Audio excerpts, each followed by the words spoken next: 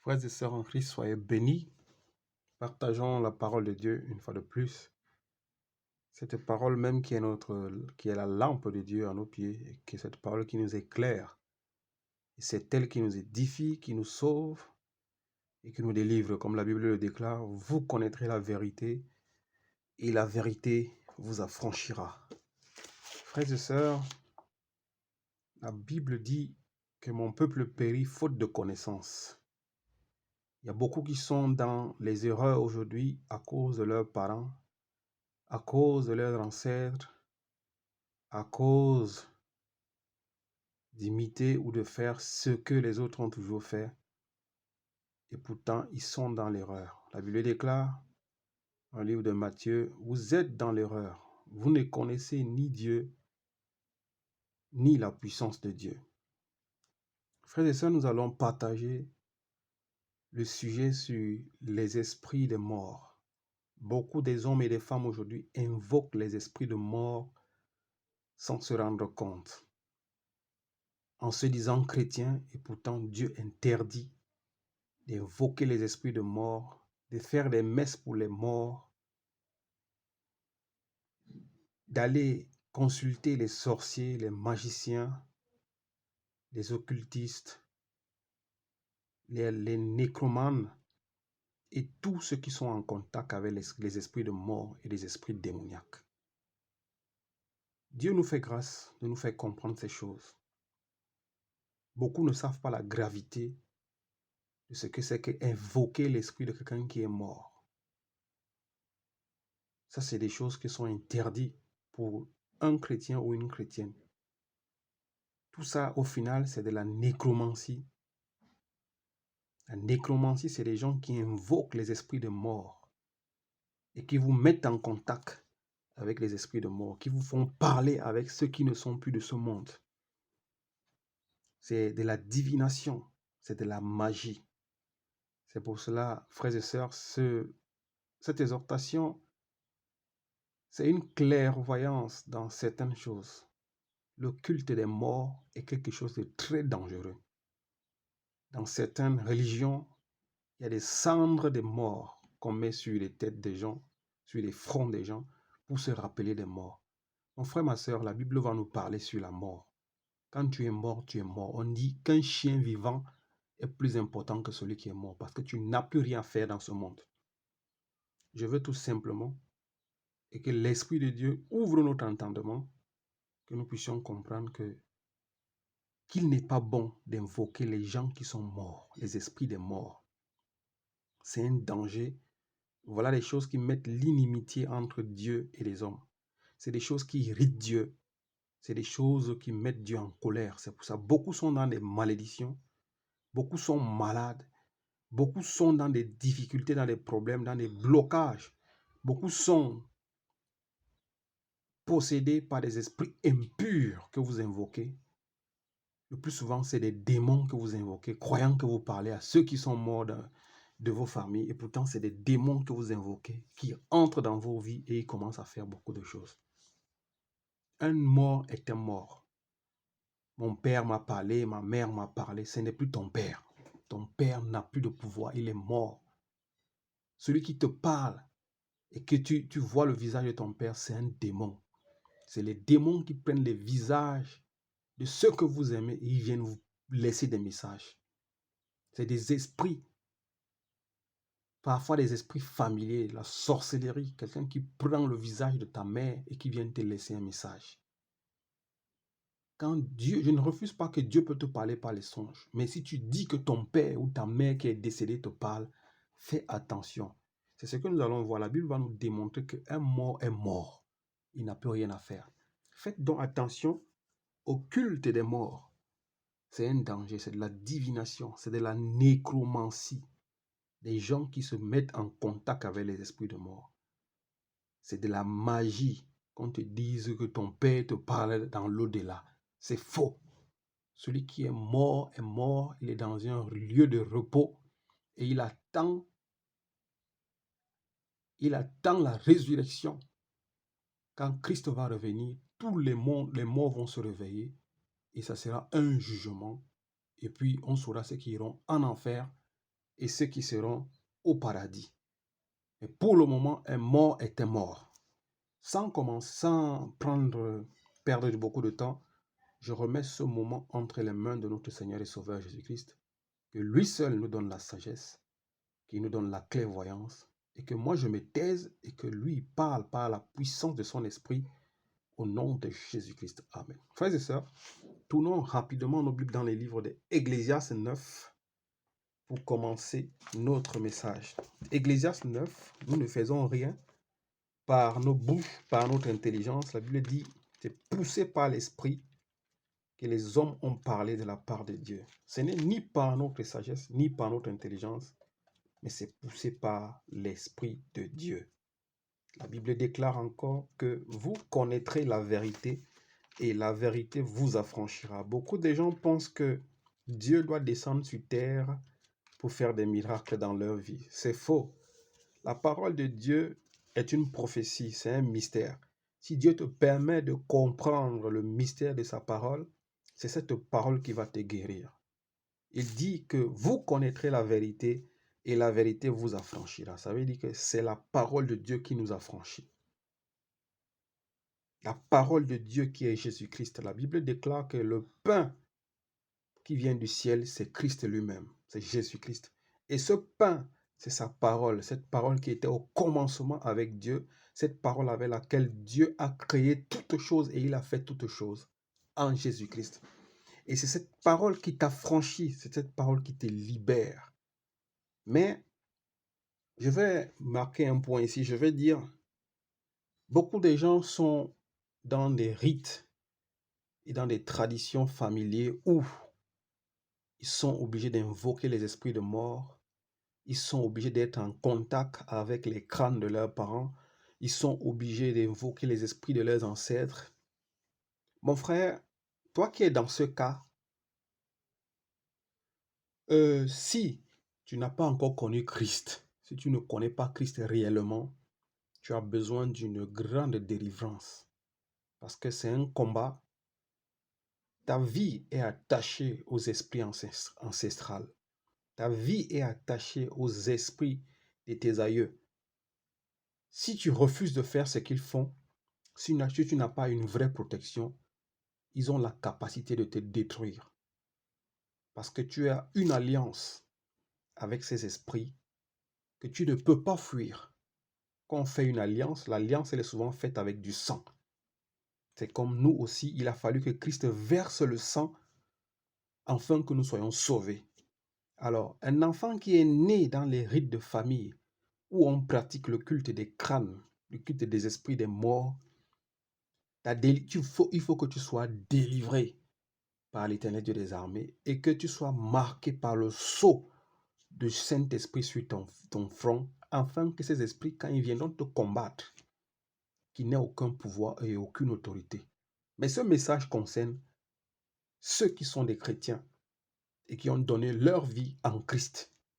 Mais toi, qui es un enfant venant d'une famille où on a exercé la magie, la sorcellerie, où on a pratiqué la nécromancie, où on a pratiqué le culte des morts, des ancêtres, le culte de la magie, de la divination, tu as besoin d'une délivrance.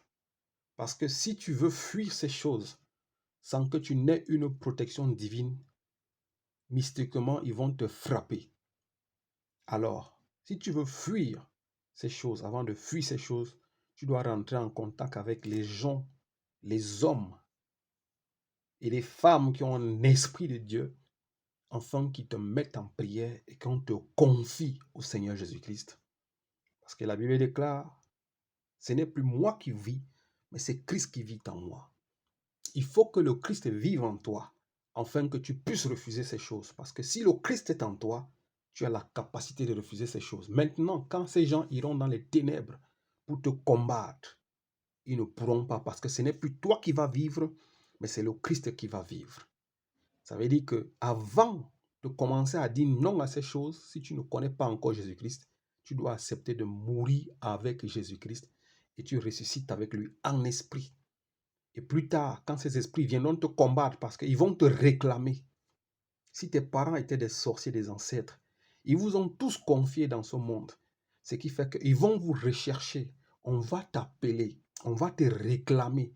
Parce que dans l'alliance, tu y es. Alors, si tu veux fuir l'alliance que tes parents, tes ancêtres ont fait, il faut que tu acceptes Jésus-Christ comme Seigneur et Sauveur, que tu meurs avec lui en esprit et que tu renaisses avec lui en esprit. C'est alors que quand ces esprits se réveilleront pour venir te combattre, tu seras invisible à leurs yeux.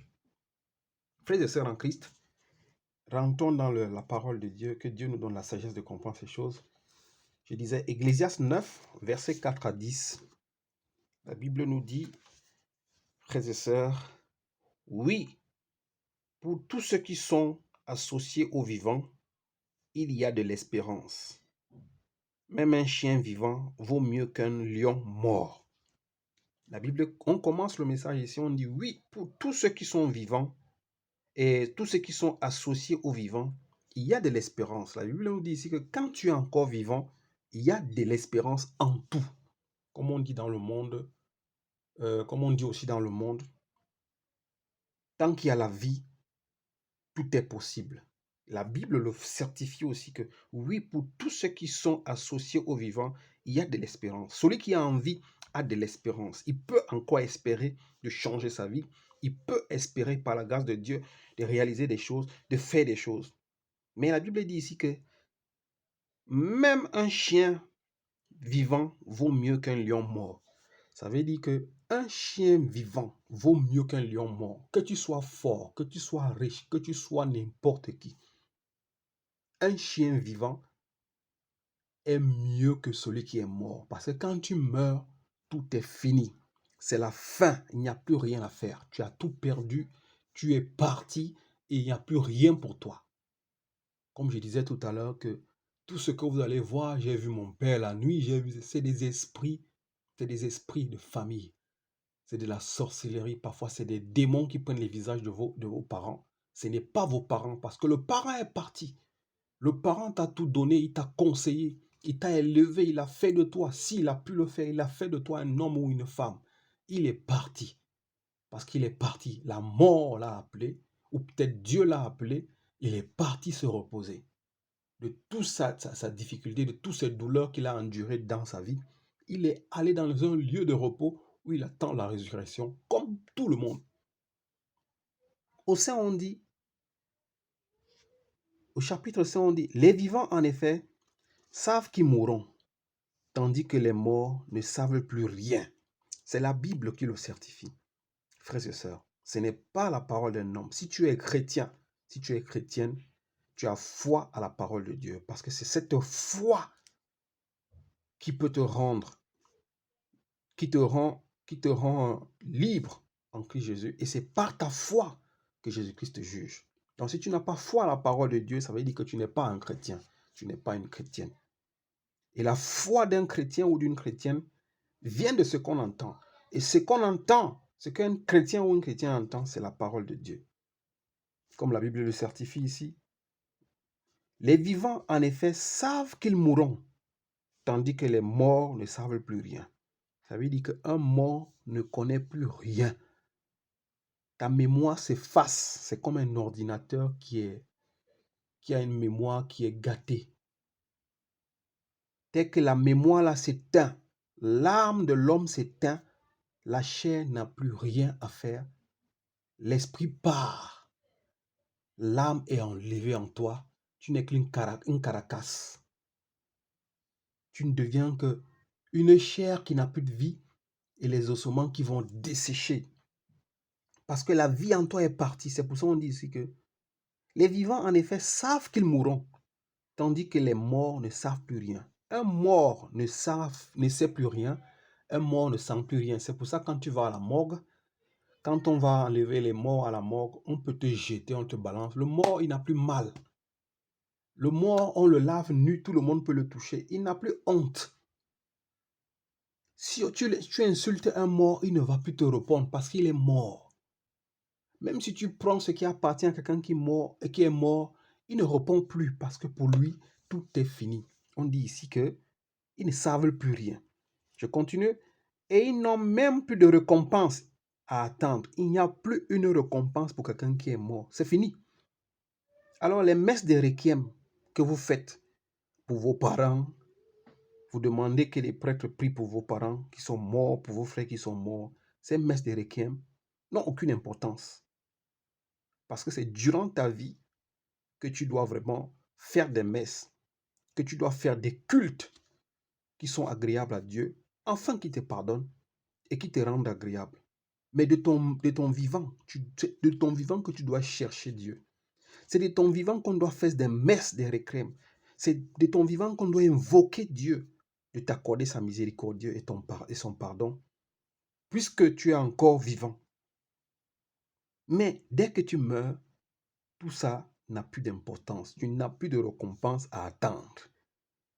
Et puis on dit ici que, et ils n'ont même plus de récompense à attendre, puisque leur souvenir est oublié. Ton souvenir est oublié, ta mémoire est effacée. Un mort, il oublie tout. C'est fini pour lui, tout s'arrête. Tout s'arrête. Son souvenir est oublié. L'homme, le mort oublie même ce qu'il avait comme la vie passée. Tout ça est fini. On dit ici, même leur amour aussi, même leur amour, l'amour même qu'il avait pour ses enfants, le mort ne se souvient plus. L'amour qu'il avait pour sa femme, son mari, un mort ne se souvient plus. Lui, c'est fini. La vie, c'est fini. Tout s'arrête. Dès que son cœur s'arrête, tout s'arrête. Le mort ne se souvient plus de ces choses. Il ne se souvient plus s'il avait des enfants, s'il avait ceci ou s'il avait cela. Leur haine, la haine qu'il avait dans son cœur, tout ça s'arrête. Parce que tu ne vis plus. L'âme part. Dieu reprend son âme qui t'avait prêté. C'est pour ça la Bible dit que le souffle de vie, Dieu nous prête le souffle de vie tous les matins. S'il reprend ce souffle, c'est fini pour toi. Il y a une histoire dans le livre de Luc où un homme riche qui a travaillé toute sa vie, il s'est fait riche, il était abondamment riche. Et cet homme s'est dit, maintenant, il faut que je me repose, je me lève le matin, je mange, il contemple ses biens. Et il s'est enrichi physiquement, mais il n'avait aucune richesse dans ce qui concerne les choses de Dieu. On dit la même nuit, Dieu lui dit, tu vas me remettre mon souffle de vie. Et cet homme est mort. Cette même nuit, Dieu a repris le souffle. Donc, tous ses plans et ses projets qu'il avait réalisés, il n'a même pas pu les vivre. Et cette histoire que je raconte, je connais quelqu'un que j'ai connu qui m'a raconté que son oncle a vécu une histoire de ce genre vrai. Cet homme a bâti un empire, il a construit des maisons et le jour où il est rentré dans sa maison pour la première fois dormir, le lendemain on l'a trouvé raide mort.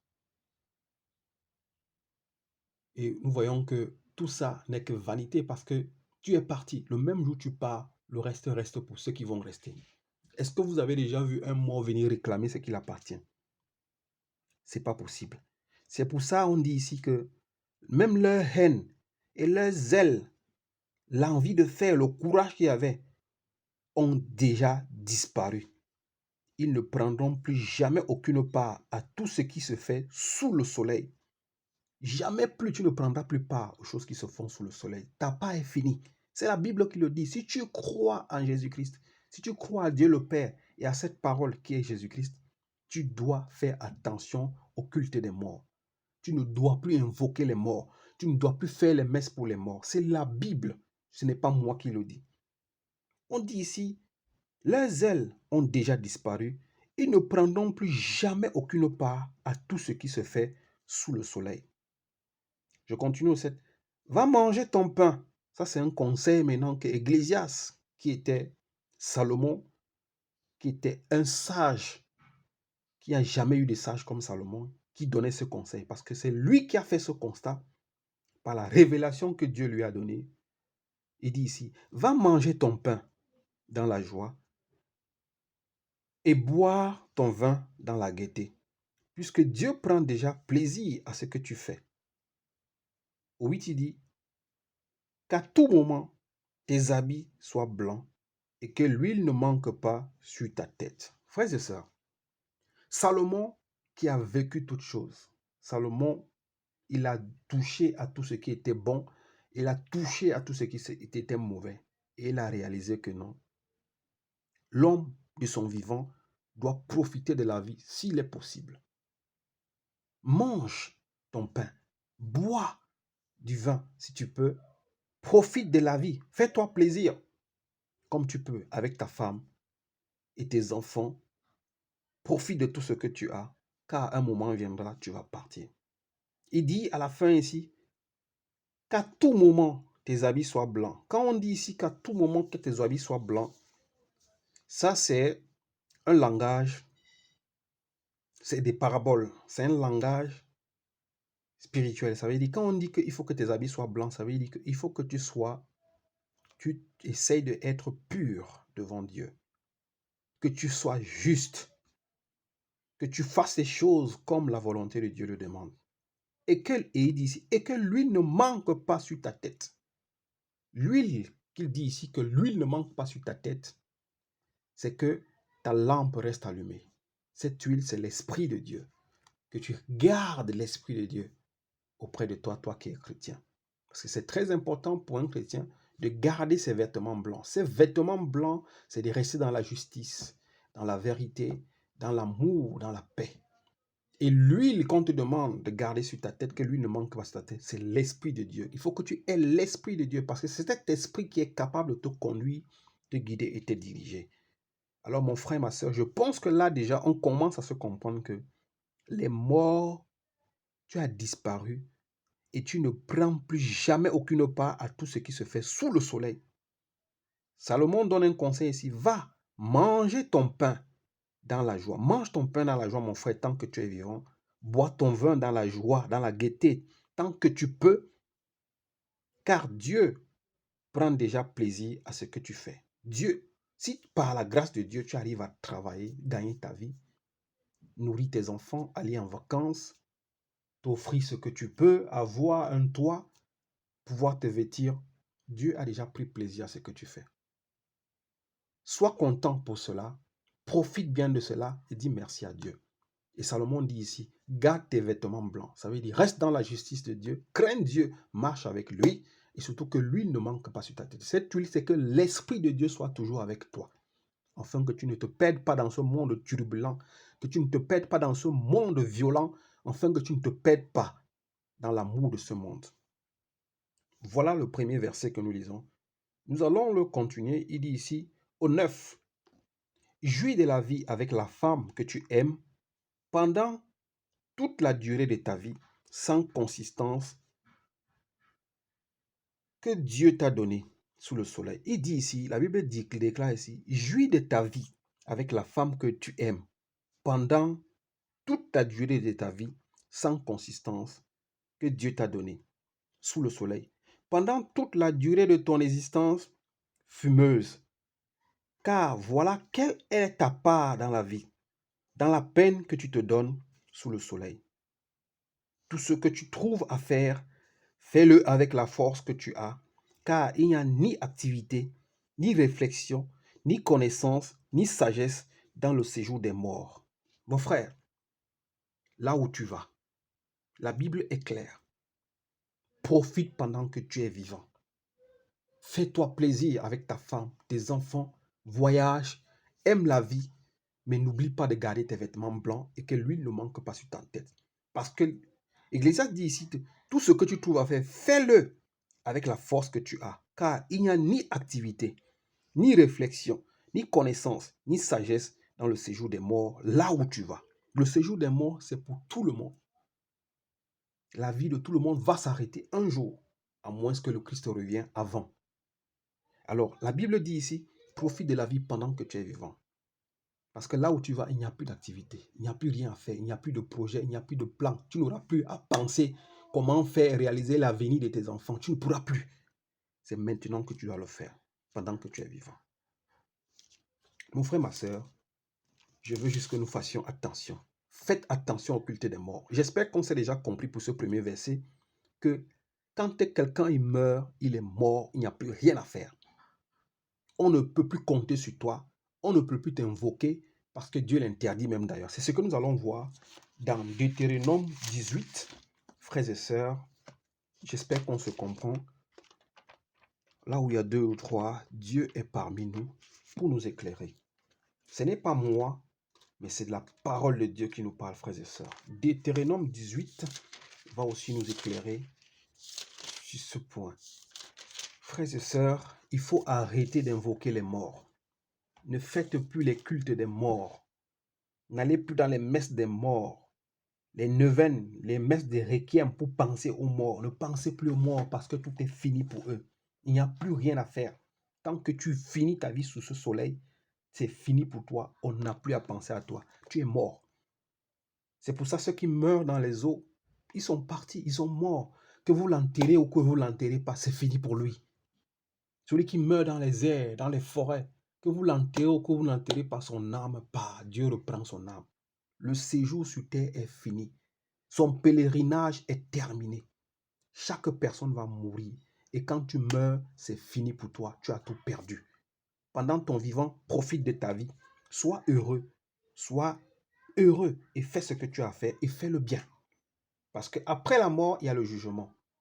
Quand le Christ reviendra, c'est là où les morts seront réveillés. Deutéronome 18, verset 11. Qu'est-ce que la Bible nous dit à Deutéronome 18 au verset 11? La Bible nous dit, frères et sœurs, de magiciens, je peux commencer au verset 10. Je peux commencer au verset 10 pour que ça soit plus clair. Qu'on ne trouve chez toi personne qui fasse passer son fils ou sa fille par le feu.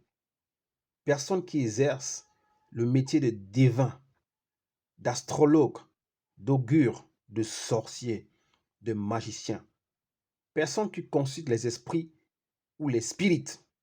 Personne qui interroge les morts. En effet, celui qui fait cela fait horreur à l'Éternel, et c'est à cause de ces pratiques abominables que l'Éternel, ton Dieu, va chasser ces nations devant toi. Tu seras tout entier à l'Éternel, ton Dieu.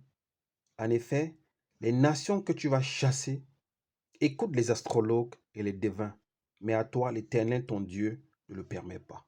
La Bible le déclare et c'est clair. Ce n'est pas moi qui dis, c'est la Bible qui dit. Si tu es chrétien et chrétienne, tu dois croire à la parole de Dieu.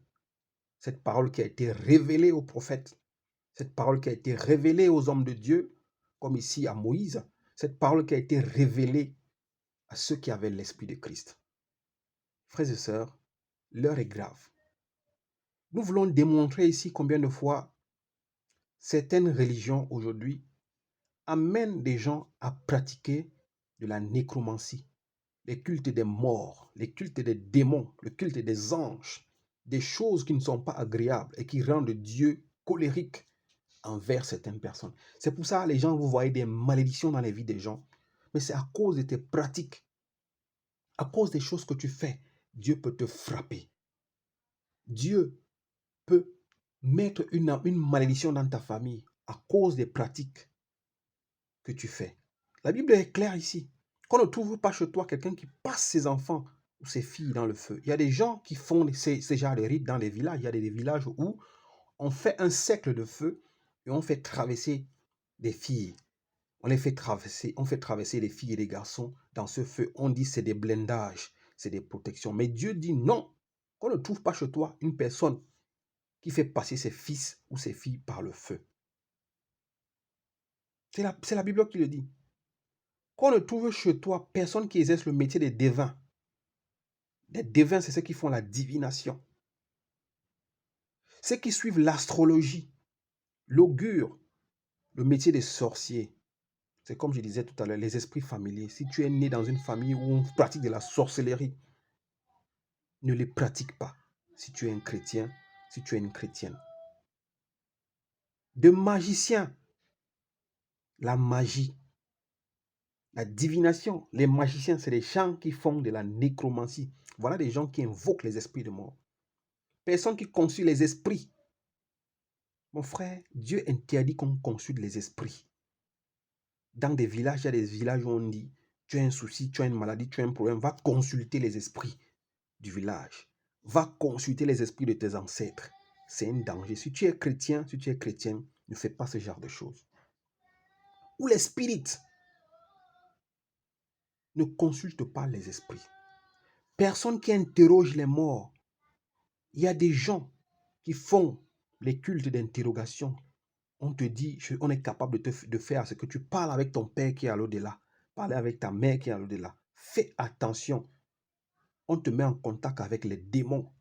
La Bible dit dans le livre des Romains, Dieu ne veut pas que vous buvez dans la même coupe avec les démons et que vous buvez. Tu ne peux pas boire dans la même coupe avec les démons et boire dans la même coupe avec le Seigneur. N'interrogez plus vos parents. Tu vas au village, tu te mets sur la tombe, tu fais à manger, tu me fais à boire, tu verses partout et tu commences à parler aux parents, aux hommes morts. Ça, c'est des choses qui sont abominables devant Dieu.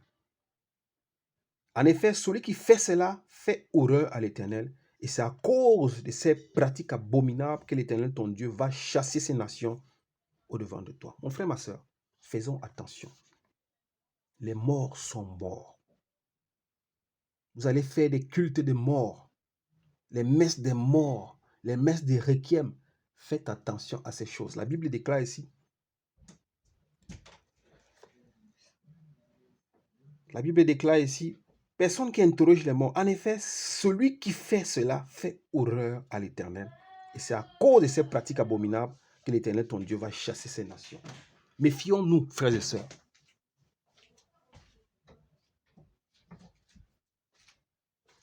Voilà des choses impures dans lesquelles des soi-disant pasteurs, prêtres, prophètes, évêques d'aujourd'hui introduisent des gens. La Bible déclare dans le livre de 1 Pierre 3, si je ne me trompe, ou 2, ils introduiront, 1 Pierre 2, ils introduiront sournoisement des sectes pernicieux. La majorité vous font rentrer dans des sectes pernicieux sournoisement, sans que vous ne vous rendez compte.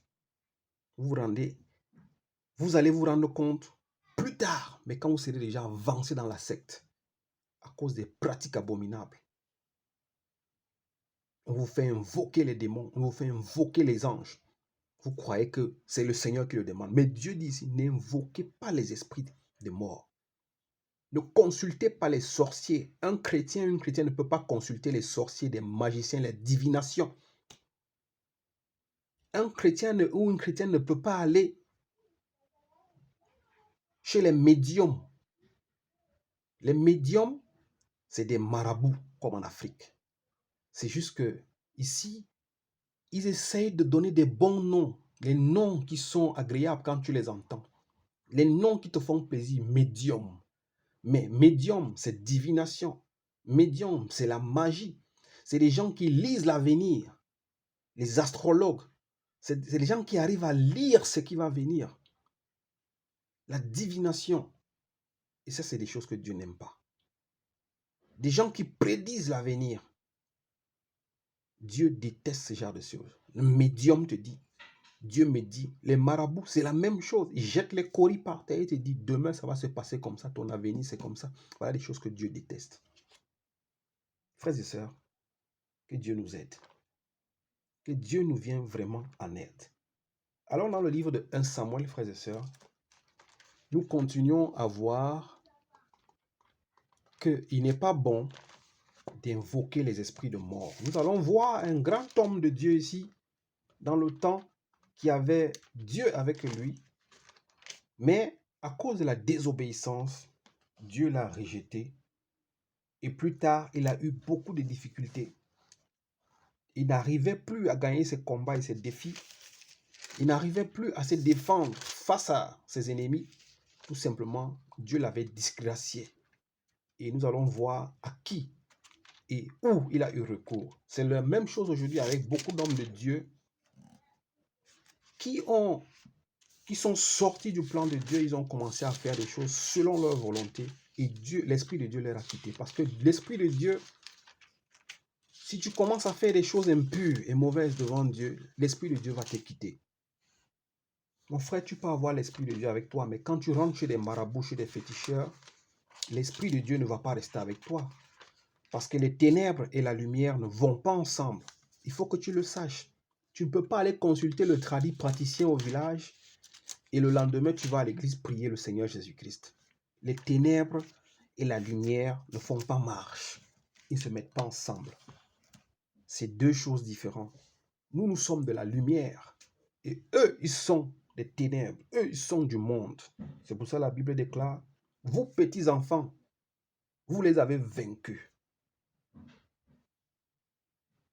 Celui qui est en nous est plus puissant que celui qui est dans le monde. Nous ne sommes pas du monde, mais nous sommes en Christ.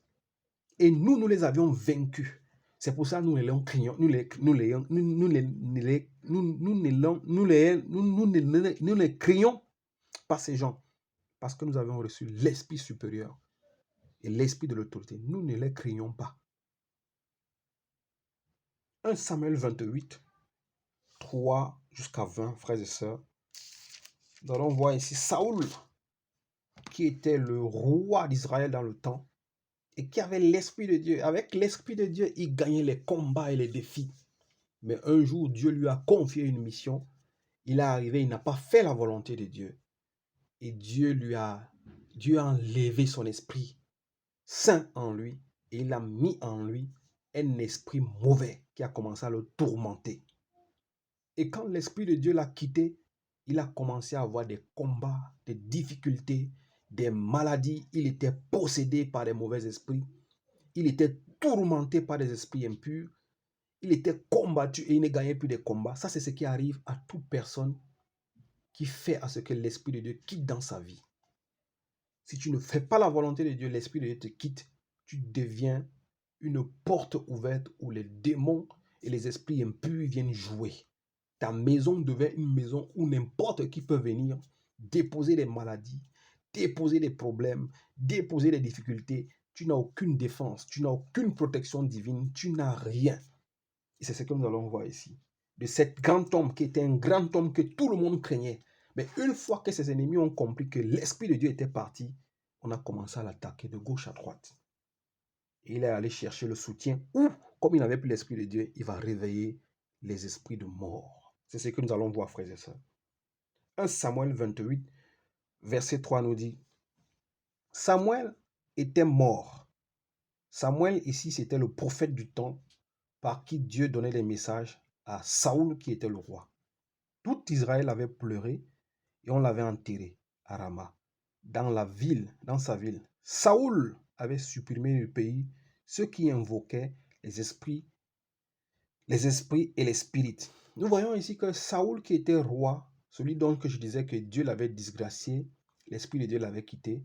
À l'époque, quand il était roi, quand il avait encore l'Esprit de Dieu, comme il savait que les ténèbres et la lumière ne marchent pas ensemble, Saoul avait supprimé du pays ceux qui invoquaient les esprits et les esprits des morts. Ça veut dire qu'il les avait supprimés. C'était interdit d'invoquer les esprits de mort et les mauvais esprits, d'aller consulter les sorciers. Et il les avait chassés même du pays. Donc ils étaient sortis d'Israël, ils étaient allés habiter ailleurs. Parce qu'on ne voulait pas entendre parler de ce genre, ceux qui faisaient la divination et la magie. Je continue. Les Philistins se rassemblèrent et vinrent installer leur camp à Sunam. Saoul rassembla tout Israël et il établit leur camp à Gilboa. À la vue du camp des Philistins, Saoul fut rempli de peur et son cœur trembla violemment. Nous voyons aussi que Saoul, qui était un roi puissant, un grand combattant, comme il n'avait plus l'Esprit de Dieu, parce que l'Esprit de Dieu en nous, c'est l'espérance de la gloire. La Bible dit, Christ en nous, c'est l'espérance de la gloire. La Bible déclare que nous n'avions pas reçu un esprit de timidité ni de peur, mais nous avions reçu un esprit d'autorité et de puissance, de sagesse et de paix. Et cet esprit que nous avions, c'est un esprit supérieur, comme les Daniel, ils avaient cet esprit supérieur. Comme les Moïse, ils avaient l'esprit supérieur. Comme les hommes de Dieu qui ont combattu avant, les David avaient l'esprit de Dieu, ils ne craignaient pas les Goliaths, ils ne craignaient pas les lions. Mais nous voyons que ici, comme l'esprit de Dieu était quitté sur Saoul, Saoul a commencé à trembler quand il voyait l'ennemi. Voilà ce qui arrive à un enfant de Dieu quand l'esprit de Dieu t'abandonne. Face au combat et au défi, tu trembles, tu as peur. Je continue, il dit ici, il fut rempli de peur et son cœur trembla violemment. Il consulta l'Éternel, mais l'Éternel ne lui répondit pas, ni par les rêves, ni par l'Urim, ni par les prophètes. Quand Dieu t'abandonne, Dieu ne te répond plus. Il a consulté, il allait devant Dieu, il a prié, Dieu ne le répondait pas. On dit ni par les rêves, ni par l'urine, ni par les prophètes, ni par rien, Dieu ne le répondait pas. Parce qu'avant, quand il allait dans les combats, il demandait la volonté de Dieu et Dieu lui disait, va, je t'ai déjà donné la victoire, tu vas gagner. Et il gagnait. Au 7, on dit, Saoul dit alors à ses serviteurs, cherchez-moi une femme capable d'invoquer les esprits et j'irai la consulter. Voilà ce qui arrive à beaucoup d'hommes de Dieu quand ils perdent l'esprit de Dieu. Ils cherchent chez des gens qui invoquent les esprits. Ils vont chez des divinateurs, chez des médiums, chez des magiciens pour aller invoquer les esprits, pour chercher le pouvoir, pour chercher les solutions à leurs problèmes. Voilà, c'est la même chose que Saoul ici, qu'auparavant avait chassé ceux qui faisaient de la divination, la sorcellerie et la magie. C'est lui aujourd'hui, comme il a perdu l'esprit de Dieu, comme il a perdu la sécurité, il a perdu l'assurance de Dieu, il va consulter. Il a demandé qu'on lui cherche une femme qui est capable d'invoquer les esprits de mort. Il va aller la consulter. Voilà ce qu'ils font beaucoup d'hommes de Dieu aujourd'hui qui ont commencé dans la volonté de Dieu, commencé à prier Dieu et ils ont perdu l'esprit de Dieu. Beaucoup vont chez les marabouts maintenant pour chercher les pouvoirs. Beaucoup vont chez les féticheurs maintenant pour chercher les gris-gris pour pouvoir faire des miracles. Pour pouvoir avoir des gens dans les églises. C'est la même chose que Saoul fait ici. Et nous remarquons une chose ici. Saoul dit ici, alors à ses serviteurs, cherchez-moi une femme capable d'invoquer les esprits et j'irai la consulter. Nous voyons que ici, il y a beaucoup de femmes. Faites attention à ces soi-disant prophétesses aussi, qui vous disent Dieu m'a dit, Dieu m'a dit, Dieu m'a dit. La majorité, c'est des gens qui ont les esprits de python. C'est des gens qui ont les esprits de serpent. Quand tu as un esprit de python, comme dans le livre de Actes, tu es capable de voir l'avenir. Les esprits de serpent. Le python, c'est un esprit que les gens utilisent beaucoup dans la sorcellerie. L'esprit de python. Avec cet esprit, il peut voir ton avenir parce que Dieu n'est pas en toi. Tu es sans protection, tu es sans rien. Ils ont la capacité de rentrer dans ton esprit et voir ton avenir. Ils ont même la capacité de voler même ton âme. Donc méfiez-vous de ces prophétesses qui sont remplies partout dans le monde entier, qui prennent la Bible et qui se masquent, qui se cachent derrière la Bible, soi-disant c'est des prophétesses, c'est des pasteuses ou c'est des pasteresses ou c'est ceci, cela. Faites attention, la majorité, c'est des femmes qui sont habitées par des esprits de python, de serpents. C'est pour ça, des esprits de marabouts, des esprits de médiums, des esprits de divination et d'astrologues. C'est pour ça qu'ils peuvent, c'est pour ça qu'ils peuvent vous parler de vos vies. Et vous avez l'impression que c'est des gens qui ont vraiment l'esprit de Dieu. Il faut avoir un esprit de discernement pour pouvoir discerner ces choses. Je continue. Ses serviteurs lui dirent, à Endor, il y a une femme capable d'invoquer les esprits. Faites attention à ces soi-disant prophétesses qui invoquent les esprits et qui vous prédisent des choses dans vos vies. La majorité, c'est des esprits de divination. La majorité, c'est des femmes aussi qui ont hérité les esprits de maraboutisme de leurs parents. Des médiums là, faites attention, vous qui fréquentez les médiums. Voilà les choses que Dieu n'aime pas. Au 8, on dit, alors Saoul se déguisa en filant d'autres vêtements. Nous voyons que Saoul se déguise ici parce que au départ, c'est lui qui avait chassé tous ces gens-là d'Israël. Mais comme il était le roi, il s'est déguisé pour qu'on ne le reconnaisse pas. Parce que si on le reconnaissait, on allait dire que mais c'est un piège qu'il est en train de tendre. Il partit avec 2 hommes. Il arrivait de nuit chez la femme. Saoul dit, pratique donc la divination. Voilà, la divination. Tout ce qui invoque les esprits de mort, c'est de la divination. Et Dieu a horreur à ce genre de choses. Saoul lui dit, pratique donc la divination pour moi en invoquant un mort, en faisant monter pour moi celui que je t'indiquerai. La femme lui répondit, tu sais ce que Saoul a fait, la manière dont il a fait disparaître du pays ceux qui sont capables d'invoquer les esprits et les spirites. Frères et sœurs, Saoul, qui était l'homme de Dieu à l'époque, avait chassé tout ce qui invoquait les esprits. qui faisait la divination. Aujourd'hui, lui s'est tourné vers la divination parce qu'il n'avait plus de révélation, parce qu'il n'avait plus l'ainsi de dit l'Éternel. Il n'avait plus la sécurité, il n'avait plus l'assurance. Mais au lieu de continuer à pleurer devant Dieu, il allait voir les mêmes gens que lui, il avait chassés hier. Voilà ce qui se passe dans les églises aujourd'hui, les pasteurs, les prophétesses. Pourquoi donc tends-tu un piège à ma vie? La femme lui dit, mais tu sais que Saoul, tu sais ce que Saoul a décidé, tous ceux qui font cela. Il a fait disparaître du pays. La femme lui demande, pourquoi tu me tends donc un piège? Et nous allons voir que plus tard, cette femme va reconnaître qui était Saoul en vérité. Il dit, veux-tu me faire mourir? Parce que la femme savait que c'est un danger. Et moi, je dis même par ma compréhension, que cette femme avait déjà su, parce qu'elle a la capacité de savoir qui est devant elle. Elle avait déjà su que c'était lui, même comme il s'était déguisé, mais elle est restée courtoise. C'est pour ça qu'elle a voulu le prendre dans les mots. Cette femme savait déjà que c'est lui, parce que ces gens ont la capacité de deviner qui tu es. Ces gens peuvent voir à distance, ils te voient même venir, ils savent qui tu es. Mais ils t'écoutent. Elle a voulu le prendre dans les mots, voir vraiment son intention, de savoir ce qu'il voulait. Au 10, on dit, Saoul lui jura par l'Éternel, l'Éternel est vivant, il ne t'arrivera aucun mal pour cela. Voilà comment il rassure la femme. La femme demanda, qui veux-tu que je fasse monter pour toi? Il répondit, fais-moi monter Samuel. Samuel, c'était le prophète par qui Dieu parlait avant à Saoul. Parce que Dieu, dans le temps, pour parler aux hommes, il cherchait des hommes purs, comme Samuel qui était son prophète. Ils étaient l'intermédiaire entre Dieu et les hommes.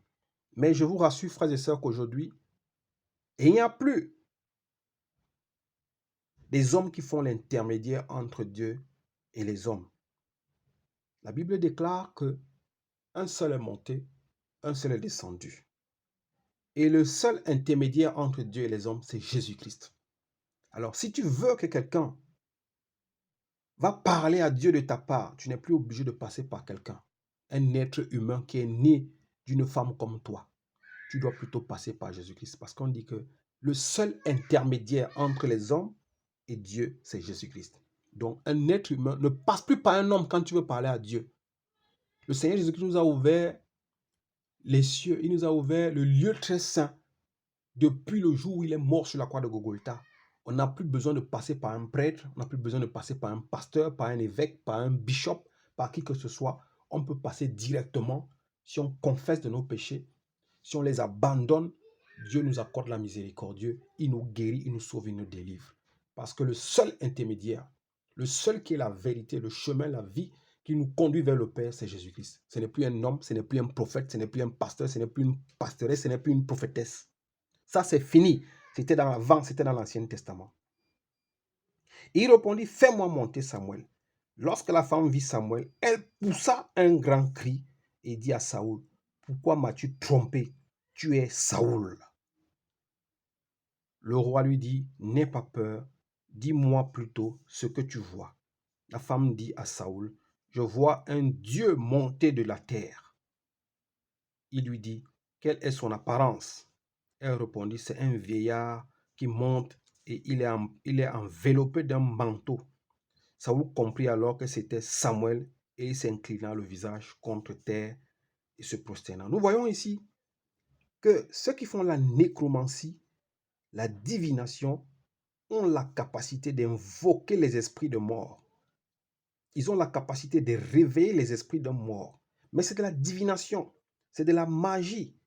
En fait, dans ce processus, ils invoquent des démons qui vont prendre l'apparence de celui qui est mort, les démons qui vont prendre la sagesse de celui qui est mort, les démons qui vont prendre la voix de celui qui est mort, les démons qui vont prendre tout ce que possédait cet homme. Ils vont rentrer dans le corps de cet homme, ils vont sortir. Tu auras l'impression que c'est ton père, c'est ta mère, c'est l'homme qui est mort, et pourtant c'est un démon qui a pris la carapace, qui a pris le manteau. Dans le monde mystique, on appelle ça le manteau. Il prend ton manteau et quand on te voit dans les rêves, on a l'impression que c'est toi. Alors ici, nous voyons que l'esprit que cette femme avait invoqué a pris le manteau de Saoul qui était prophète dans le temps. Et ici, Saoul va parler à ce démon qui a pris le manteau, qui a pris l'apparence de Samuel. Au 14, il lui dit, « Quelle est son apparence ?» Elle répondit, « C'est un vieillard qui monte et il est enveloppé d'un manteau. » Saoul comprit alors que c'était Samuel et il s'inclina le visage contre la terre et se prosterna. Faites attention, frères et sœurs, c'est des démons qu'on invoque. La divination, c'est de la magie. Ils invoquent les esprits démoniaques, les esprits de mort, et c'est un démon qui rentre dans cet esprit. Et ce démon va venir te parler comme ton père. Ce démon va te dire tout ce que tu faisais dans ton enfance. Ce démon est capable de te dire des choses que ton père t'a dit depuis ton enfance. Mais tu vas croire que c'est ton père, mais ce n'est pas ton père. C'est de la magie, c'est la divination. Au 15, on dit, Samuel dit à Saoul, « Pourquoi as-tu troublé mon repos en me faisant monter ?» Parce que celui qui meurt va dans un lieu de repos et il n'attend que la résurrection. Parce qu'on dit, la Bible nous dit que c'est un seul qui est mort et c'est un seul qui est remonté. C'est Jésus-Christ. Tous les autres attendent quand Jésus-Christ va revenir sur terre, prendre l'église de Dieu. C'est là où les morts qui sont dans le repos vont se réveiller pour aller au jugement. Samuel dit à Saül, « Pourquoi as-tu troublé mon repos en me faisant monter ?» Parce que les morts sont dans un lieu de repos. Mais ici, eux, ils ont la capacité d'aller réveiller l'esprit du mort et mettre un démon en lui. Et ce démon vient te parler. Saül répondit, « Je suis dans une grande détresse. Les Philistins me font la guerre et Dieu s'est détourné de moi.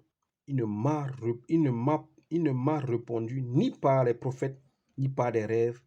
J'étais appelé pour que tu me fasses connaître ce que je dois faire. » Samuel dit, vous voyez que ici, l'esprit là va parler. C'est pour ça que vous allez croire que c'est ton père. Tu vas croire que c'est ta mère. Mais le démon là va parler avec la voix de ton père, de ta mère, de ta soeur, de ton frère, de quelqu'un que tu aimes, de ton mari, de ta femme.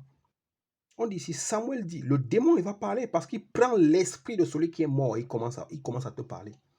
Parce qu'il prend la sagesse de cet homme. Il te parle de tout ce que cet homme là faisait avant. Et tu as l'impression que cette personne, mais c'est un démon. C'est de la divination. C'est un culte des morts. Samuel dit, pourquoi donc me consultes-tu, puisque c'est l'Éternel, puisque l'Éternel s'est détourné de toi et qu'il est devenu ton ennemi.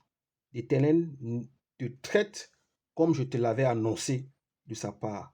Il a arraché la royauté de tes mains et l'a donné à un autre, à David. Tu n'as pas obéi à l'Éternel, tu n'as pas fait sentir à Amalek l'ardeur de sa colère. Voilà pourquoi l'Éternel te traite aujourd'hui de cette manière. Je dis que l'esprit là, les démons qu'on invoque, va te parler de tout ce que tu as besoin d'entendre. Et il va te parler comme ton père et ta mère. Mais au fond, ce n'est pas ton père. C'est un démon qui a porté le masque, qui a porté le manteau. C'est comme, même toi qui es vivant, parfois quelqu'un peut dire, j'ai vu dans les rêves que tu es allé coucher, j'ai couché avec tel dans les rêves. Mais quelqu'un prend le manteau. Quand vous faites, voilà, je vais prendre l'exemple sur les couches de nuit, les maris de nuit et les femmes de nuit. Quand un mari de nuit, quand l'esprit de mari de nuit, les esprits incubes et succubes, qui couchent avec les femmes et les hommes dans la nuit, quand ils viennent coucher avec toi, ils vont prendre le visage de quelqu'un que tu aimes bien, quelqu'un avec lequel tu as beaucoup d'affection, quelqu'un que tu ne peux pas refuser de te toucher la nuit. C'est ce genre de personne, c'est ce visage-là qu'on va prendre. On va porter le manteau de quelqu'un que tu aimes bien, quelqu'un que tu as du feeling avec lui.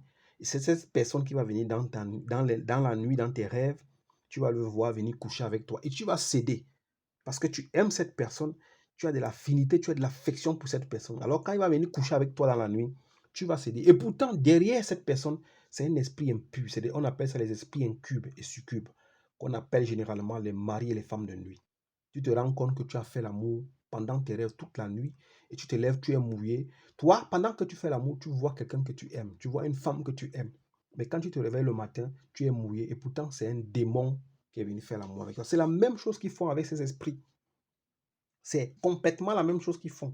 Tu as l'impression que ton père est en train de te parler, ta mère est en train de te parler, alors que c'est un démon qui est en train de te parler. On dit, aussitôt Saül tomba à terre de tout son long. La parole de Samuel le remplissait d'épouvante de pluie et il manquait de force car il n'avait pas pris aucune nourriture de toute la journée et de toute la nuit. Frères et sœurs, je voulais juste vous montrer combien de fois les gens ont la capacité d'invoquer les esprits de mort. Mais c'est de la divination. C'est des choses que Dieu a horreur à ces choses. Dieu a horreur à ces choses. Allons dans le livre de 1 Thessaloniciens 4.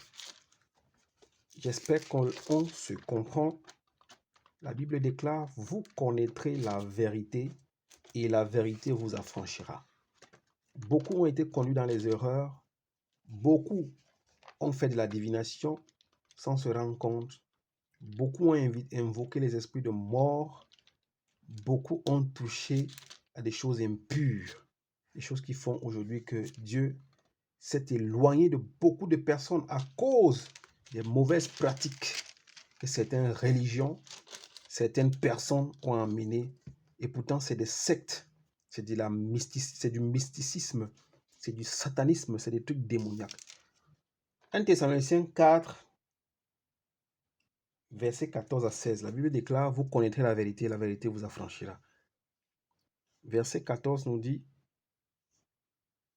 frères et sœurs, en effet, si nous croyons que Jésus-Christ est mort et qu'il est ressuscité, nous croyons aussi que Dieu ramènera par Jésus et avec lui ceux qui sont morts.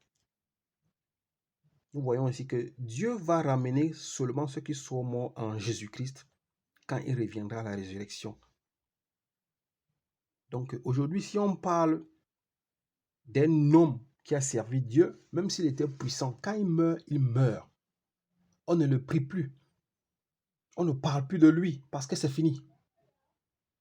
On ne peut plus parler de l'apôtre Paul, par exemple, qui a écrit beaucoup de livres dans la Bible.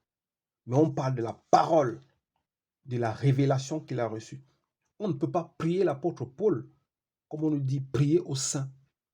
Prier aux saints qui sont morts. Quand un saint est mort, et nous allons voir qui est saint et qui on appelle saint.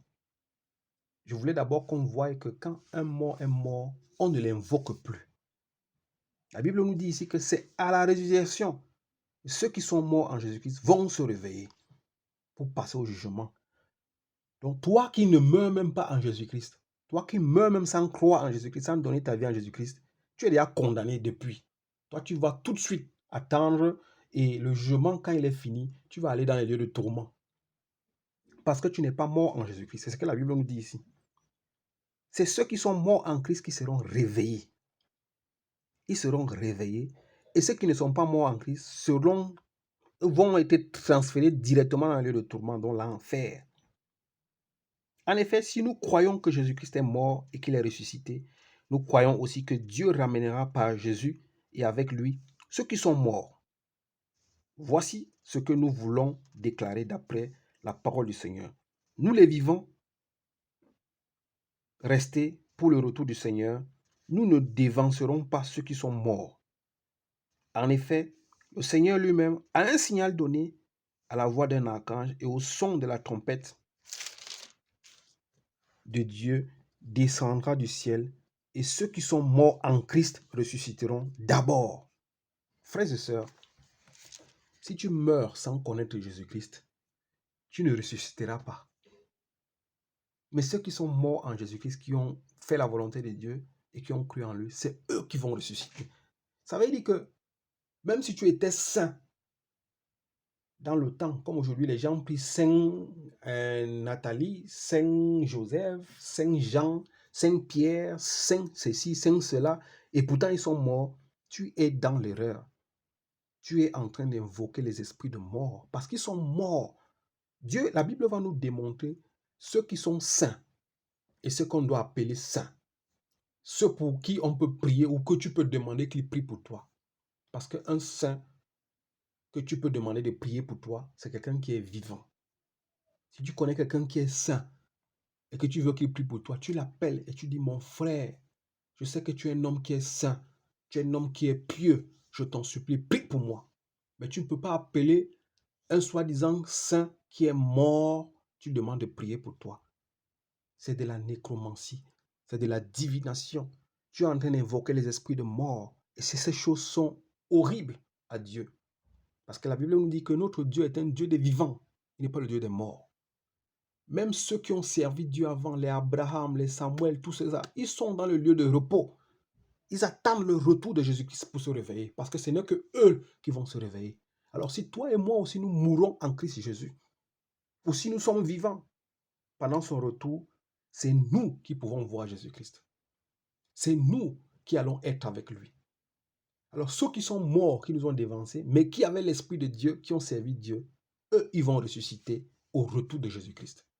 Mais ce que je veux te faire comprendre, que Dieu n'aime pas ceux qui invoquent les esprits de mort. Ne prie plus, ne demande plus aux morts. Saint tel, Saint Arthur, prie pour nous. Saint ceci, prie pour nous. Non, c'est des démons que tu es en train d'évoquer dans ta vie. Tu es en train de faire rentrer des esprits mauvais dans ta vie. Ne fais plus ce genre de prière.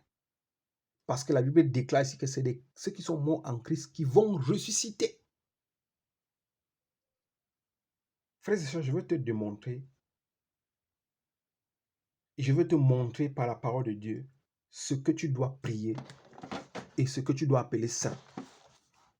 Attention aux messes des morts ou des prières aux saints, aux soi-disant saints qui sont morts. Ne demande plus aux saints Jean, saint Pierre, saint ceci qui sont morts de prier pour toi. Ne demande plus aux saint Paul de prier pour toi. Ne demande plus aux anges de prier pour toi parce qu'ils sont morts. La seule personne qui est morte et qui est ressuscitée, que la terre n'a pas pu supporter, c'est Jésus-Christ. À lui, tu peux demander de prier pour toi. Parce que la Bible déclare qu'il est notre avocat. Seigneur, le Jésus-Christ est notre avocat auprès du Père. Et c'est lui qui intercède pour nous. Pourquoi tu invoques les saints qui sont morts? Pourquoi tu invoques les anges qui sont au service de Jésus-Christ? Mon frère, tu es rentré dans des sectes sans te rendre compte. Ma soeur, on t'a fait rentrer dans des sectes sournois sans te rendre compte. Et on te fait invoquer des esprits de mort. On te fait pratiquer la nécromancie, c'est le culte des morts. Et tu n'es pas au courant parce que tu manques de sagesse. Mais la Bible déclare, vous connaîtrez la vérité et la vérité vous affranchira. Je ne suis qu'un simple homme comme toi, mais Dieu m'a donné la sagesse de comprendre le mystère. Et je veux partager cela avec toi. Je te dis, arrête d'invoquer les saints. Arrête de demander à Saint Pierre, à Saint Paul de prier pour toi. Arrête de demander à Saint Joseph de prier pour toi. Ils sont morts. Ils attendent la résurrection. Je t'ai montré comment est-ce qu'il y a des femmes qui ont la capacité d'invoquer les esprits de mort afin que tu parles avec ces esprits. Quand tu invoques ces anges déchus, ces esprits qui sont morts, tu fais rentrer des esprits impurs dans ta vie. C'est de la divination. C'est horrible à Dieu. Attention aux messes des morts. Attention aux messes de requiem. Attention aux 30 ans de ton père qui est décédé. Attention à toutes ces choses. C'est de l'impureté. Ne sois pas rebelle à Dieu. Ne sois pas rebelle à Dieu. Nous allons aller dans le livre de Luc. Il y a une parabole qui est dans le livre de Luc où Jésus-Christ a voulu nous faire comprendre comment est-ce que la fin sera. Ceux qui seront morts en Christ, qui seront dans le séjour d'Abraham et ceux qui seront dans les tourments pour nous démontrer que ceux qui seront dans le séjour, dans le sein d'Abraham et ceux qui seront dans le lieu de tourments qu'on appelle l'enfer ne peuvent pas être en contact parce qu'ils ne sont pas dans les mêmes lieux. Quand tu meurs en Christ et Jésus, tu es dans le repos, tu attends la résurrection. Et quand tu meurs sans connaître Jésus-Christ, toi tu es déjà condamné tout de suite. Donc tu es mort, tu attends seulement la fin de toute chose pour que tu sois condamné éternellement dans le feu, dans le souffle qui ne s'éteint jamais. Luc, frères et sœurs, que Dieu nous bénisse.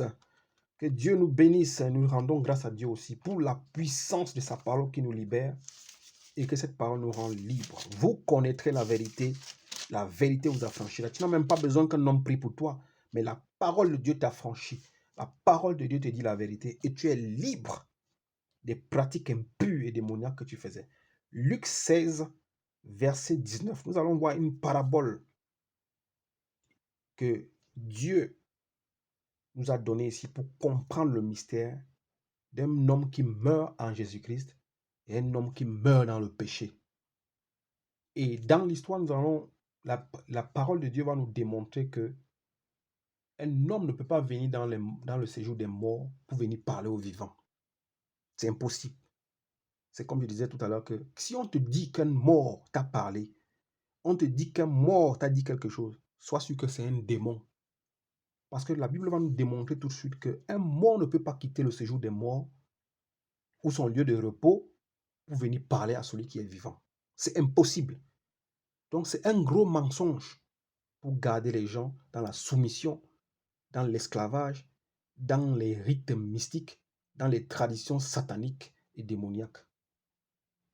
Luc 16, verset 19. Je ne sais pas s'il faut que je lise, c'est un peu long, frères et sœurs. Ce message, il est un peu long, mais il nous édifie.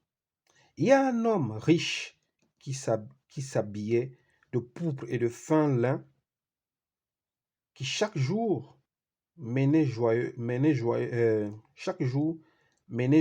et brillante vie. Un pauvre du nom de Lazare était couché devant son portail, couvert d'ulcères. Il aurait bien voulu se rassasier des miettes qui tombaient de la table du riche, cependant même les chiens venaient lécher ses ulcères. Le pauvre mourut et fut porté par les anges auprès d'Abraham. C'est comme je disais, ceux qui meurent en Christ iront dans le sein d'Abraham. Parce que le pauvre là, il est mort, mais Christ, Dieu a trouvé agréable son âme et il va vers le sein d'Abraham. Parce qu'il y a deux, nous tous nous allons mourir, mais il y en a qui iront dans le sein d'Abraham et il y aura qui seront condamnés tout de suite parce qu'ils n'ont pas accepté Jésus-Christ, ils n'ont pas connu Jésus-Christ. C'est ce que la Bible nous demande ici. Le pauvre mourut et fut porté par les anges auprès d'Abraham. Le riche mourut aussi et fut enterré. Vous voyez la différence. Le pauvre est mort et il a été porté par les anges auprès d'Abraham. Voilà là où vont ceux qui meurent en Christ. Mais on dit ici, le riche mourut aussi et fut enterré. Toi qui meurs dans le péché, dans la désobéissance, dans le mal, tu es mort, c'est fini. Il n'y a plus de jugement pour toi. Parce que tu n'as pas été trouvé agréable pour Dieu. Mais celui qui meurt en Jésus-Christ, il va dans un lieu de repos. Il se repose et il attend la résurrection. Il attend l'espérance qu'il a travaillé pour cela. La différence est là. Le pauvre meurt ici. Il va attendre l'espérance dans un lieu de repos en attendant que Jésus-Christ ressuscite. Le riche, il meurt, il est enterré. C'est fini pour lui. Parce que lui, il va se retrouver dans les tourments. Ça, c'est une parabole. Écoutez bien. Dans le séjour des morts, en proie à une grande souffrance, il leva les yeux et vit loin Abraham. Nous voyons qu'il y a une grosse séparation entre ceux qui meurent en Christ et ceux qui sont dans le séjour des morts. Le séjour des morts, c'est l'enfer. Le séjour des morts, c'est le lieu où tu vas passer toute ta vie si tu as été trouvé indigne, si tu as été rejeté par Dieu. On dit ici que ce riche, il leva les yeux et vit loin Abraham avec Lazare à ses côtés. Il s'écria, Père Abraham, aie pitié de moi et envoie Lazare pour qu'il trempe le bout de son doigt dans l'eau, afin de me rafraîchir la langue, car je souffre cruellement dans cette flamme. Ça, c'est l'enfer qu'on nous présente. Ceux qui vont mourir en Christ Jésus seront assis sur la même table avec Abraham et tous les autres saints. Mais ceux qui vont mourir dans le péché seront dans le feu, les temps de feu qui ne s'éteignent jamais, où il y a un ver qui va les piquer tous les jours. Et ils ne seront jamais en paix. On dit ici au 25, Abraham répondit, mon enfant, souviens-toi que tu as reçu tes biens pendant ta vie et que Lazare a connu les maux pendant la sienne. Maintenant, il est consolé ici et toi, tu souffres. De plus, il y a un grand abîme entre nous et vous, afin que ceux qui voudraient passer d'ici vers vous ou de chez vous vers nous ne puissent pas le faire. Nous voyons qu'il y a une grande séparation qui est entre ceux qui sont dans le sein d'Abraham, qui vont s'asseoir sur la même table avec Abraham, et ceux qui seront condamnés. Ceux qui sont avec Abraham ne peuvent pas, parce que nous voyons le riche qui demande ici, dit à Lazare de tremper son doigt dans l'eau et venir lui donner quelques gouttes d'eau. Et Abraham lui rappelle, tu sais bien qu'il y a un abîme. Toi, tu as vécu ta richesse sur terre. Abraham, lui, n'avait rien. Et en plus, tu sais qu'il y a un abîme entre nous qui nous sépare. Il y a une séparation entre nous. On ne peut pas avoir des contacts. Ce n'est pas possible. Même si tu as levé les yeux pour nous voir, mais tu ne peux pas t'approcher de nous. Nous non plus, on ne peut pas s'approcher de toi. Je continue. De plus, le riche dit, je te prie alors, Père, d'envoyer Lazare chez mon père, car j'ai 5 frères. C'est pour qu'ils les avertissent, afin qu'ils n'aboutissent pas, eux aussi, dans ce lieu de souffrance. Nous voyons ici que le riche, comme il se rend compte que non, ceux qui meurent en Christ et ceux qui sont condamnés dans le péché, il n'y a pas de contact. Ils ne peuvent pas se mettre en contact. Il supplie donc maintenant Abraham d'envoyer Lazare, parce que lui, il a 5 frères. Et il demande ici d'Abraham de dire à Lazare d'aller avertir ses frères, afin que eux, qui fassent la volonté de Dieu et qu'ils connaissent Dieu et qu'ils meurent en Jésus-Christ, comme ça qu'ils ne soient pas dans le même lieu de tourment avec lui. Mais écoutons comment Abraham va lui répondre. Le monsieur a pris conscience que non, il va souffrir toute sa vie, il n'aura pas de paix. Mais il a voulu sauver ses frères qui sont restés dans la vie mondaine, ses frères qui sont charnels, ses frères qui sont rebelles à Dieu, ses frères qui ne font pas la volonté de Dieu. Lui, dans sa pitié maintenant, comme il souffre, il demandait qu'on envoie Lazare, et Lazare a dit à ses frères de se conformer à la volonté de Dieu, de marcher selon la volonté de Dieu, afin qu'eux ne viennent pas souffrir avec lui. Écoutons la parole de Abraham lui répondit, ils ont Moïse et les prophètes qui les écoutent. La parole de Dieu est un mystère. Ça, c'est une parabole que le Christ nous a donnée pour comprendre que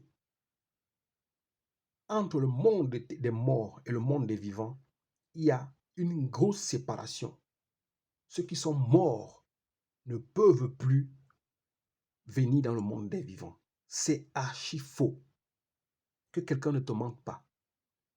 Que quelqu'un ne te trompe pas. Si tu meurs, tu ne peux plus revenir dans le monde des vivants. Si c'était possible, c'est que ceux qui sont morts, quand ils meurent, quelqu'un d'autre prend sa femme, il va revenir chaque soir, il va te frapper, il va te tabasser.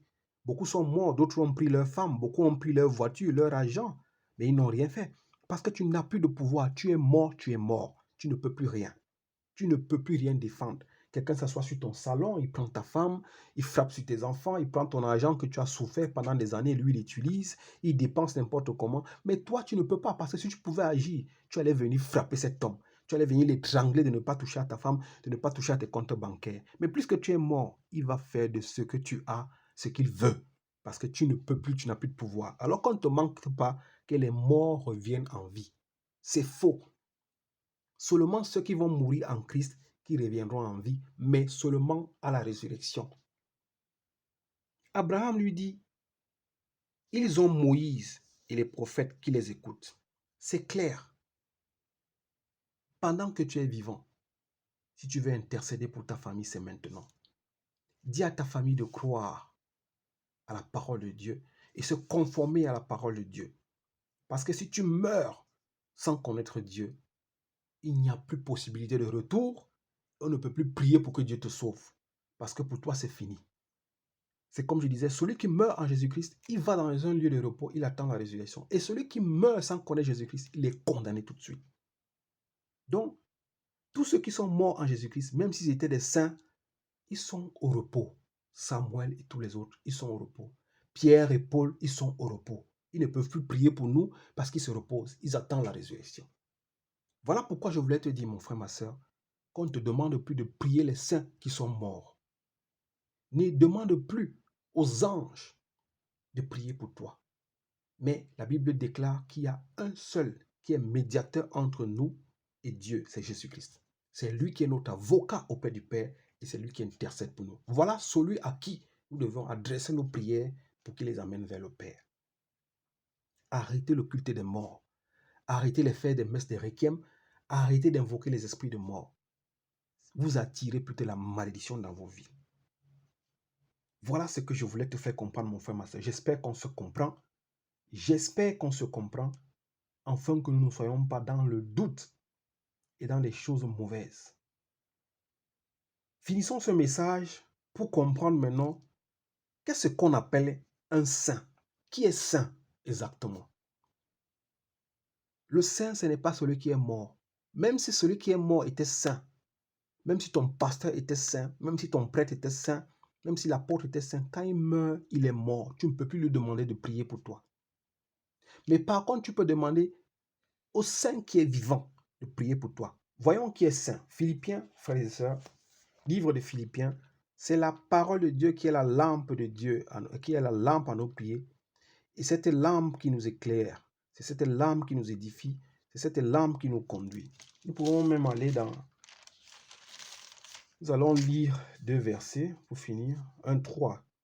Philippiens 4, verset 21 nous dit ici, frères et sœurs, « Saluez chacun des saints en Jésus-Christ. Les frères qui sont avec moi vous saluent. » Nous voyons ici, nous voyons ici ceux qui sont saints. Ici, c'est l'apôtre Paul qui parle. « Saluez chacun des saints en Jésus-Christ. Les frères qui sont avec moi vous saluent. Tous les saints vous saluent, en particulier ceux de l'entourage et de l'empereur. » Un saint, c'est celui qui fait la volonté de Dieu. Un saint, c'est celui qui craint Dieu. Un saint n'est pas celui qui est mort. Quand tu es mort, on ne te prie plus. Nous voyons ici l'apôtre Paul qui dit, « Saluez chacun des saints en Jésus-Christ. Les frères qui sont avec moi vous saluent. Tous les saints vous saluent. » Nous tous qui croyons en Jésus-Christ, qui marchons selon sa volonté et qui le craignons, nous sommes saints si nous faisons sa volonté et si nous le craignons. Si nous sommes justifiés par son esprit, nous sommes saints. Voilà ce qu'on appelle saints. Mais ceux qui sont morts, ils sont morts. Ils sont oubliés. Même leur mémoire, on dit que même leur mémoire est oubliée. Ils n'ont plus de haine. Ils n'ont plus de querelle à faire. Ils ne se fâchent plus. Ils n'ont plus de projet. Ils n'ont plus de plan. Ils ne peuvent plus prier. Ils ne peuvent plus rien dire. Donc ne prie plus les morts. Ne demande plus aux saints qui sont morts de prier pour toi. Mais les saints à qui tu peux demander de prier pour toi, c'est ceux qui sont vivants avec toi et que tu sais qu'ils sont saints, qui marchent selon la volonté de Dieu. Voilà ces genres de saints. Ton frère que tu vois encore qui est vivant avec toi, que tu sais qu'il est saint, il est pieux, c'est à lui que tu peux demander de prier, d'intercéder pour toi. Et non celui qui est mort. Parce qu'un mort, il n'a plus rien à faire. Sa mémoire est oubliée. Il n'a plus de plan, il n'a plus de projet, il ne peut plus rien dire. Sa bouche ne s'ouvre plus. Il est dans le repos et il attend. Éphésiens 1, frères et sœurs, que Dieu soit loué. Ce message était vraiment long, mais j'espère qu'il nous a édifiés. Il nous a édifiés. Moi, en tout cas, il m'a édifié et j'espère que toi aussi, ce message t'a édifié. De comprendre que nous n'avions plus à invoquer les esprits de mort. C'est de la divination. C'est de la nécromancie. Tu peux frapper même sur Google. Tu tapes nécromancie. Tu vas voir que ce que Google va te dire. Ceux qui invoquent les esprits de mort. Et les esprits de mort, c'est des démons. Éphésiens 1, verset 4 nous dit ici, nous sommes toujours en train de voir qui est vraiment saint et à qui nous pouvons demander de prier pour nous et non les morts. Éphésiens 1, verset 4 nous dit, « En lui, Dieu nous a choisis avant la création du monde,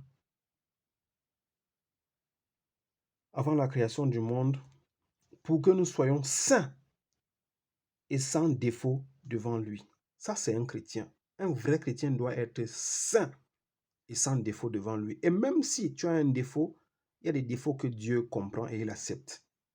Mais il faut que Dieu te trouve agréable afin qu'il te déclare saint. Et sans défaut devant lui, dans son amour. Voilà ce qu'on appelle saint. Ceux qui sont saints. Et je relis, en lui, Dieu nous a choisis avant la création du monde pour que nous soyons saints et sans défaut. Un saint, c'est celui qui est vivant.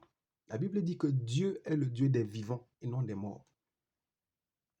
1 Pierre, frères et sœurs, pour finir, nous allons finir. Dieu soit loué. Nous lui rendons grâce pour ce message et que sa parole et sa volonté, sa puissance se manifestent en nous, afin que nous soyons délivrés de tous les mensonges des ancêtres, des cultes de nos parents. Beaucoup ont été trompés parce que nous sommes venus, nous n'avons pas connu la vérité, nous avons suivi les rites de nos parents. Et nous voyons que ces rites, c'est des choses qui nous conduisent dans les ténèbres. 1 Pierre, verset 1, de 14 à 17, la Bible déclare ici. En enfant, obéissant, ne vous conformez pas aux désirs que vous aviez autrefois quand vous étiez dans l'ignorance. Au contraire, puisque celui qui vous a appelé est saint, vous aussi soyez saints. On s'adresse à ceux qui sont vivants. Celui qui nous a appelés est saint et il veut que nous soyons saints. Nous comprenons aussi que les saints, c'est ceux qui sont vivants. Ce n'est pas les morts. On ne parle pas des morts ici. On parle de nous qui sommes vivants. Au contraire, puisque celui qui vous a appelé est saint, vous aussi soyez saints dans toute votre conduite. Voilà un saint. En effet, il est écrit, vous serez saints car moi je suis saint. Un saint, ce n'est pas un mort. Un saint, c'est toi et moi qui marchons selon la volonté de Dieu et non comme nous marchions avant. Et Dieu nous trouve agréables et fait de nous les saints. Voilà ce qu'on appelle saint. Le saint, ce n'est pas celui qui est mort. Quand tu invoques les saints qui sont morts, c'est de la magie, c'est de la divination, c'est de la nécromancie. Et si c'est comme à un père que vous faites appel, à celui qui juge chacun conformément à sa manière d'agir, sans faire du favoritisme, conduisez-vous avec une crainte respectueuse pendant le temps de votre séjour sur terre. Voilà, les saints, c'est ceux qui sont en vie, ce n'est pas des morts. Conforme-toi à la volonté de Dieu pendant que tu es encore vivant, parce qu'après la vie, tu ne peux plus rien. Tu ne peux plus être agréable à Dieu. Tu n'es plus appelé saint quand tu meurs. On ne t'invoque plus, on ne te parle plus. Si on le fait encore, c'est de la divination. Frères et sœurs, ce message, on va l'arrêter là. J'espère qu'on s'est compris. Jean 8, 32 nous dit, vous connaîtrez la vérité et la vérité vous affranchira. Ma prière est que ce n'est pas moi qui convainc, mais c'est l'Esprit de Dieu qui convainc.